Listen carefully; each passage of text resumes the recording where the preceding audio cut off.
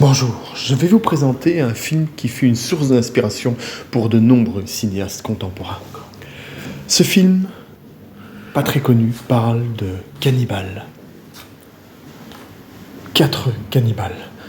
D'ailleurs, vous pouvez le repérer au cas. Vous avez également 3 missionnaires.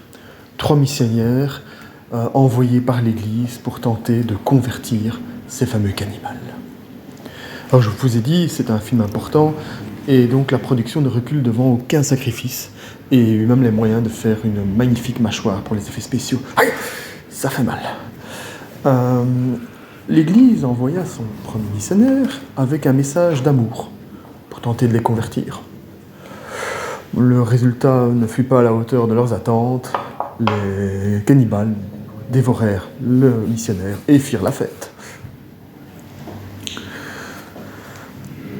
À ce moment-là, l'Église envoya son deuxième missionnaire, un missionnaire avec plein de diamants et d'or, pour tenter d'appâter les cannibales.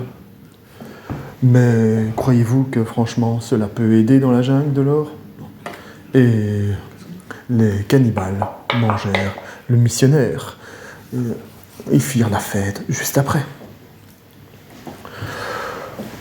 Nos cannibales restèrent bien gentils dans la jungle quand l'Église envoya son dernier missionnaire.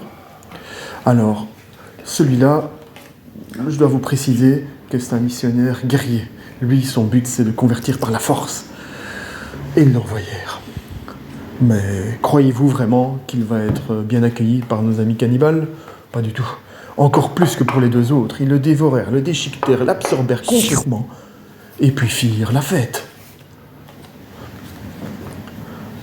Donc la mission de l'Église fut un échec total. Maintenant, nos cannibales, évidemment, se retrouvèrent seuls dans la jungle. Et après quelques jours, la faim commença à les tenailler. Et ils décidèrent d'en manger un, de s'entretuer. Un premier cannibale fut dévoré, disparu, absorbé par ses congénères. Les 3 derniers purent tenir encore quelques jours, mais la faim arriva et ils durent se manger un deuxième congénère. Il ne restait plus que 2 cannibales. Et après quelques jours, le dernier cannibale tua son confrère pour essayer de survivre. Il se retrouva tout seul et puis décida de partir dans la jungle à la recherche d'autres sources de nourriture. Mais je vous ai dit, ce film est une source d'inspiration pour de nombreux cinéastes contemporains, parce que vous pensez que c'est la fin. Pourtant, nous sommes qu'au milieu du film.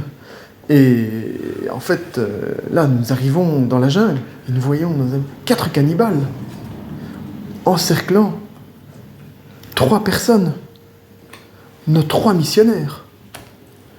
Le montage de ce film était avant-gardiste, et nous pouvons comprendre que ce film inspira des réalisateurs comme Christopher Nolan.